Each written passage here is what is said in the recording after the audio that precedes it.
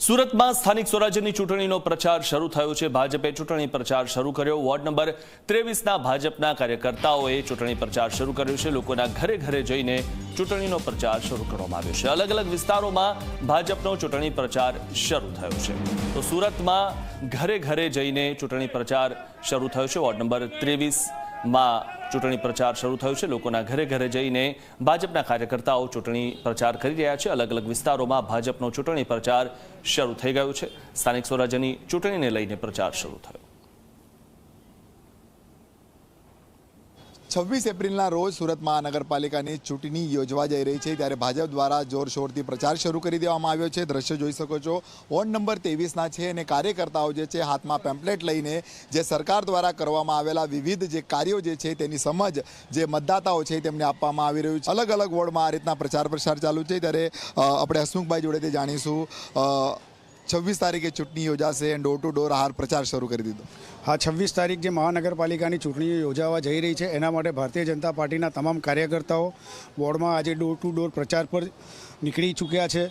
ભારતીય જનતા પાર્ટીનો કાર્યકર્તા ઉમેદવાર હજી નક્કી નથી, પણ જે પણ કમરના નિશાન સાથે આવશે તેના માટે કમર કસી અને ભાજપને જીતાડવા માટે આ દરેક કાર્યકર્તા આજે door to door Bharatiya Janata પાર્ટીએ જે વિકાસના કામો કર્યા છે, જે વિકાસની રાજનીતિમાં માને છે એવું ભારતીય જનતા પાર્ટી જેની પાસે શીર્ષસ્થ નેતૃત્વમાં શ્રી નરેન્દ્રભાઈ, શ્રી અમિતભાઈ, શ્રી ભૂપેન્દ્રભાઈ પટેલ જેવા લોકોની આગેવાનીમાં જે વિકાસના કામો થઈ રહ્યા જન સુધી પહોંચાડવા માટે આજે કાર્યકર્તાઓ પ્રચારમાં નીકળ્યા છે।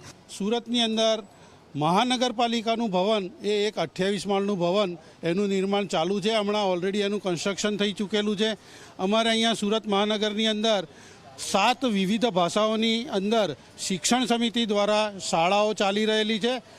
એ 7 માધ્યમમાં છે, આવું બીજા કોઈ રાજ્યમાં કે કોઈ બીજી જગ્યા ઉપર છે નહીં।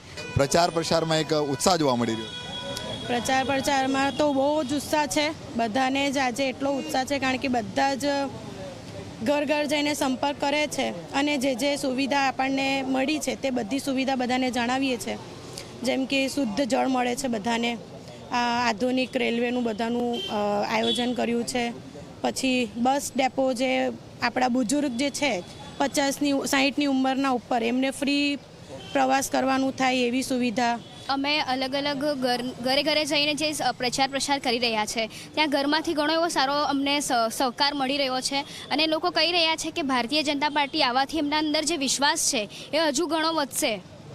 બિલકુલથી જે રીતના 26 એપ્રિલના રોજ મહાનગરપાલિકાની ચૂંટણી યોજનાર છે, પરંતુ ભાજપ દ્વારા હાલ તો એકે ઉમેદવાર જાહેર કર્યા નથી, પરંતુ કાર્યકર્તા ઉત્સાહ સાથે અલગ અલગ વોર્ડમાં જે છે પ્રચારમાં જોડાઈ ગયા છે। અને સુરત મહાનગરપાલિકામાં વર્ષોથી જે છે ભાજપનું શાસન છે અને ભાજપના શાસનમાં વિવિધ જે કાર્ય કરવામાં આવ્યા હતા તેની સમજ લોકોને આપવામાં આવી રહી છે। કેમેરામેન વિજયભાઈ સાની સાથે પ્રશાંત દ્વિવેદી, જી મીડિયા, સુરત।